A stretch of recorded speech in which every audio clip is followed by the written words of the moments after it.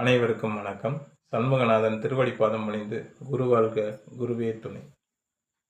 இருதய பாதிப்பு,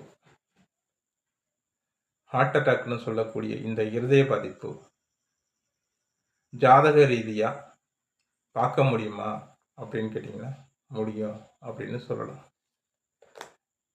ஜாதகத்தில் 4ஆம் பாவகம் மற்றும் 5ஆம் பாவகம் இதயத்தை குறிக்கக்கூடிய பாவகமாக இருக்கு அப்படின்னு சொல்லலாம். 4ஆம் பாவகம் என்பது இதயத்தையும் 5ஆம் பாவகம் என்பது இதய இயக்கத்தையும் சொல்லக்கூடிய பாகமாக இருக்கு. இதன் அதிபதிகளான சந்திரன் மற்றும் சூரியன் இவர்கள் எந்த விதத்திலும் பாதிப்பு அடையாமல் இருந்தால் அந்த ஜாதகர்களுக்கு இதய பாதிப்புன்றது வராது அப்படின்னு சொல்லலாம்.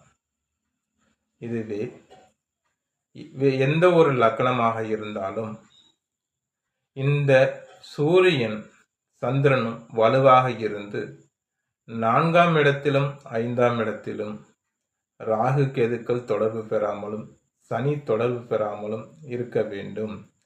அவ்வாறு தொடர்பு பெறும் பொழுது அந்த ஜாதகர்களுக்கு இதய பாதிப்புன்றது வருது அப்படின்னு சொல்லலாம்.